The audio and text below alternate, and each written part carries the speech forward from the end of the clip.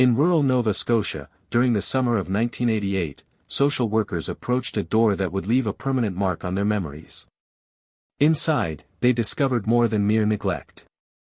What they found was more than simple poverty. It was something more ancient.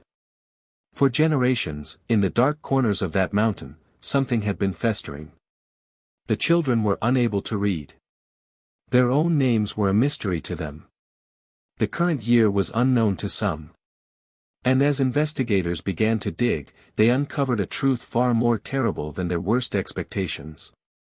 This is the history of the Goler Clan, a family that existed beyond society's rules, beyond the law, and in a sense, beyond time itself. The events on that mountain were more than a single tragedy. They were a system. And the architects of that system had guaranteed silence. Hello everyone. Before we begin, don't forget to like and subscribe to the channel, and let us know in the comments where you're tuning in from and what time you're watching. This tells YouTube you want more stories like this one. The name Goler is absent from most history books. You will search in vain for monuments or plaques. Yet, in the Nova Scotia backwoods, near an area known as White Rock, that name held significance. It inspired dread. For years, the Goler family existed in seclusion on South Mountain, a wilderness. So isolated that even people from the area avoided it. They lived without running water, without power, without any link to the wider world unless they initiated it. To those on the outside, they seemed like just another impoverished rural clan, struggling to get by. But within that community, hidden by the trees and the quiet, a different reality was unfolding. A reality inherited like a sinister heirloom. The children of the Goler clan weren't merely cut off from society. They were imprisoned in a nightmare beyond most people's comprehension. And in 1988, that nightmare was finally exposed. The initial report came from a school. A teacher had observed something off about one of the students. The child's academic struggles were part of it, but not the whole story. It was the child's flinch at a casual touch. Their inability to answer simple questions about their home. Their existence in a disconnected fog, a state that signaled something far worse than mere neglect. Arriving at the Goler property, the social workers were unprepared for the scene that greeted them. The dwellings, if one could call them that, were shacks strewn across the mountainside. Some lacked doors and windows. The smell inside was overpowering. Garbage was heaped in corners, there were no beds, only stained mattresses on filthy floors. Yet it wasn't the poverty that truly horrified them. It was the children. Dozens of them, some as young as 2, others in their teens. They were filthy, underfed, and many had never been examined by a doctor. But the most unsettling thing was their behavior around the adults. There was an inappropriate familiarity, a closeness that felt deeply wrong. The children didn't question the strangers. They didn't cry for their parents when taken away. It was as if they had been conditioned not to react, trained not to feel. As authorities began to speak with the children, the tales that surfaced were nearly unbelievable. Not because they sounded made up, but because they were so horrifyingly consistent, so detailed. So chillingly matter-of-fact, the children spoke of abuse that had been a part of their lives for as long as they could recall. Abuse that included not only their parents, but their uncles, their cousins, their grandparents. It wasn't sporadic. It wasn't opportunistic. It was organized. It was anticipated. It was the norm. Delving deeper, investigators understood they were not looking at a single instance of abuse. They were confronting a culture, a way of life handed down through generations of the Goler family. The mountain had been their sovereign territory. And within that territory, the outside world's rules were meaningless. Children were considered property. Personal boundaries were non-existent. And any potential whistleblower had been silenced long before they had a voice. The more the authorities uncovered, the clearer it became that the events on South Mountain were not merely criminal. They were systematic, a system shielded by isolation, by poverty, by the apathy of a society that had deemed these people invisible. Until 1988, the Goler clan had functioned in total obscurity. And now, for the very first time, a light was being shown. To comprehend South Mountain, one must understand its origins. The Goler family lineage begins with a man named Charles Goler, who came to Nova Scotia in the late 1800s. He made his home in the backwoods, distant from any town, distant from any form of authority. He had children. Those children had children of their own. And at a certain point, the family ceased looking outward. They stopped marrying outside the clan. They turned in on themselves. And when a family turns inward for generations, something shatters. By the 1980s, the Goler family tree had become a snarled, almost indecipherable web. Brothers married sisters, uncles had children with nieces. Cousins produced offspring who were also their siblings. The genetic fallout was apparent in some of the children. Developmental delays, physical deformities, but the psychological damage was even more profound. In a family where everyone was connected in multiple ways, where one man could be your father, your uncle, and your cousin simultaneously, the very idea of boundaries had vanished. There was no distinction between parent and child, between guardian and abuser. The family had constructed its own reality, and within it, the unthinkable had become routine. The adults in the Goler clan had been raised in this same system. Many were victims themselves in their youth. They had been taught that this was simply the way of things. They had no model for a healthy family because they had never known one. Isolation had done its job completely. Severed from schools, from churches, from neighbors who might have raised an alarm, the Golers had become a self-contained universe. And in that universe, the powerful made the rules. The children were instructed not to talk to outsiders. They were taught that the police were the enemy. They were taught that family business stayed within the family. Some didn't even realize that what was being done to them was wrong. They had no frame of reference. When investigators finally mapped the family tree, they were looking at something that resembled a medical chart more than a genealogy. The same names recurred in different roles. A woman who was both mother and aunt to the same child. A man who had fathered children with his own daughter, creating offspring who were both his children and his grandchildren. This was more than incest. It was the total disintegration of family structure, a genetic and psychological disaster cultivated over generations. And at the heart of it all were the children. Children who never had a choice, who were born into a system engineered to use them, to break them, to guarantee they could never leave. When the children finally spoke, their testimonies carried a gravity that hushed courtrooms. These were not dramatic performances. They weren't sobbing or hysterical. They spoke in monotone, emotionless voices, recounting horrors as if listing mundane facts. That was what made it so chilling.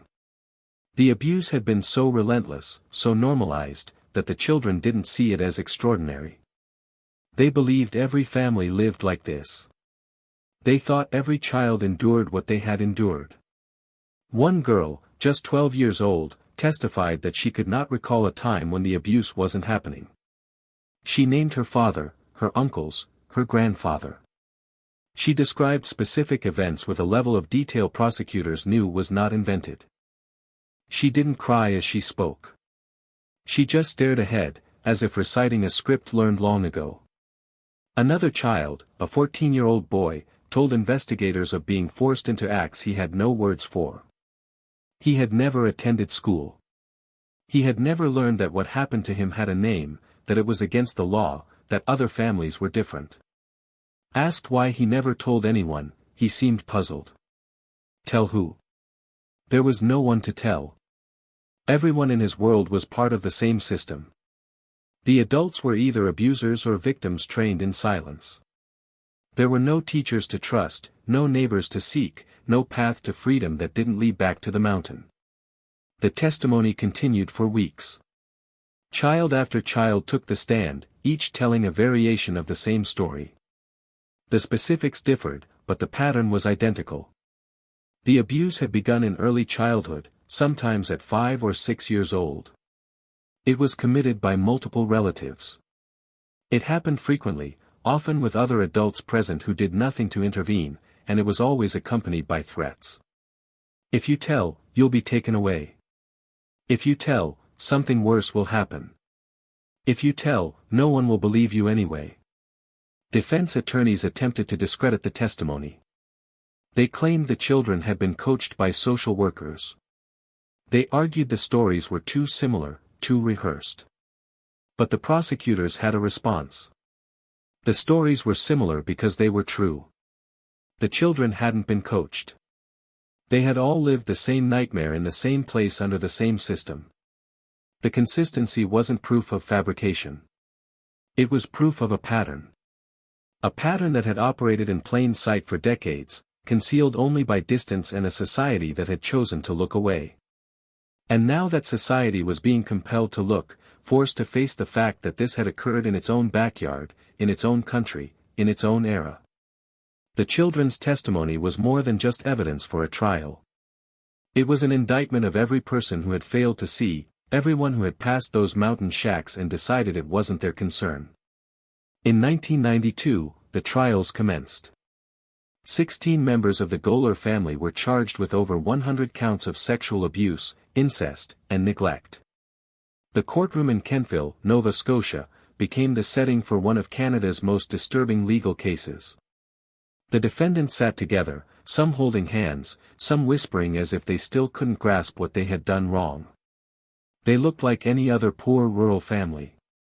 Weathered faces, simple clothes, eyes that seemed perpetually bewildered by the world beyond their mountain. But the charges painted a different picture. These were not isolated events. These were not crimes of passion or momentary lapses. These were systematic, sustained acts of violence against children, carried out over years, over decades, with the full awareness and involvement of almost every adult in the family. The prosecution presented its case with meticulous care. They called expert witnesses to explain the psychological impact of long-term abuse. They called doctors who had found physical evidence on the children. And they called the children themselves, who once again recounted their stories before a room of strangers. Some defendants pleaded ignorance. They said they didn't know it was wrong. They said that was just their family's way. One woman, asked why she didn't protect her own children, simply shrugged and said she knew no other way. She had been abused as a child. Her mother had been abused. It was simply the way things were. The defense attempted to portray the Goler family as victims of their own environment. They argued that poverty and isolation had forged a culture where normal ethics had crumbled. They suggested the defendants were so damaged by their upbringing that they could not be held fully accountable. But the jury was not convinced. Over several trials, almost all the defendants were convicted. Sentences ranged from a few years to over a decade in prison. Some older clan members died before facing trial. Others took plea deals in exchange for testifying against their kin. The family, once so tightly knit, so united in their silence, began to splinter. Ancient loyalties disintegrated under the threat of prison. Those who once protected each other now pointed fingers, trying to secure lighter sentences. And throughout it all, the children watched. Some were placed in foster care. Others were adopted by families offering a new life. But the damage was indelible. You do not simply walk away from such trauma. You carry it. It molds your view of the world, your ability to trust, your sense of self-worth. If you're still with us, you possess more courage than most.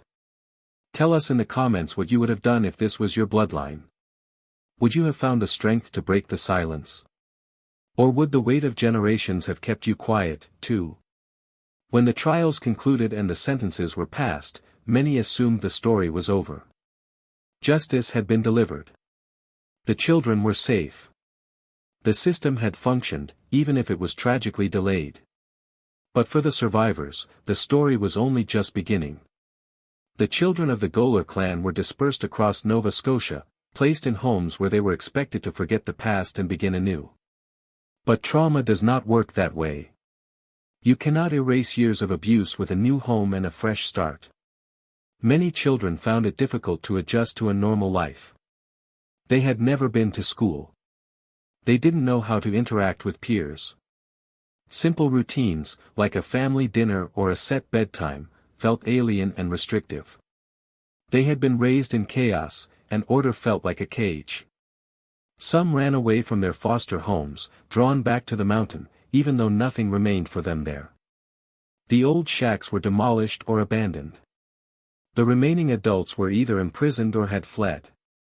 But the mountain itself still exerted a pull. It was the only home they had ever known. And no matter how terrible, it was familiar. And familiar, even when it's painful, can feel safer than the unknown. The foster families and social workers did their utmost, but they were facing damage more profound than anyone had predicted. Several children developed severe mental health issues, depression, anxiety, post-traumatic stress. Some turned to drugs or alcohol to dull the pain. A few found themselves in legal trouble, replicating cycles of violence and dysfunction because it was their only model. The system meant to save them had offered a chance, but it could not return their stolen childhoods. It could not erase the years of conditioning that had taught them they were worthless, that they existed only for the use of others.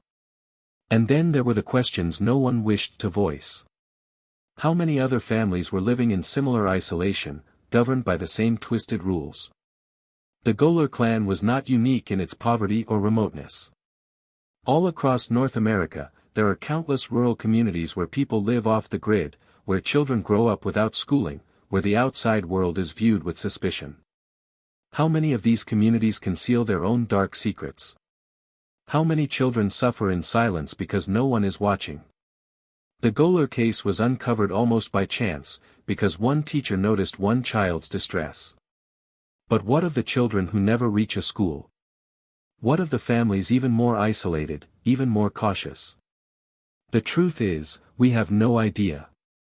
And that is perhaps the most horrifying part of this story.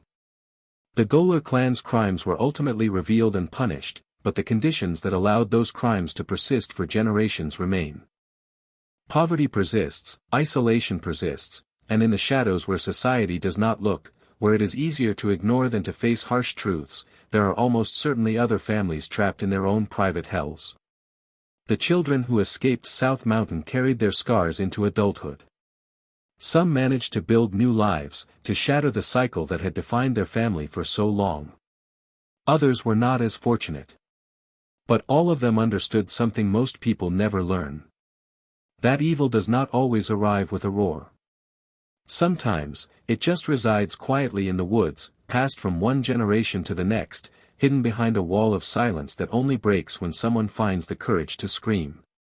Today, driving through the back roads of Nova Scotia near White Rock, you will find little trace of the Goler Clan. The shacks on South Mountain have decayed, reclaimed by the forest. The family name has faded from public consciousness, buried under newer scandals. Most convicted adults have served their sentences and been released. Some still live in Nova Scotia, anonymous and quiet, blending into communities that prefer to forget.